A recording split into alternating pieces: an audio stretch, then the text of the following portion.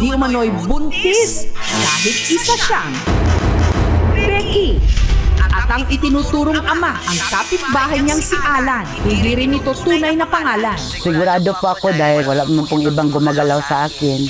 Pero kung sakali, paninindigan ba niya si Chris? Panindugan ko sir nga ako nga may bata sir.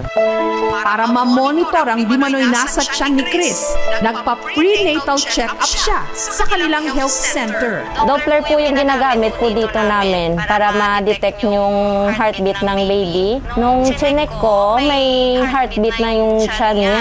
Nasa 120. Natutuwa po ako.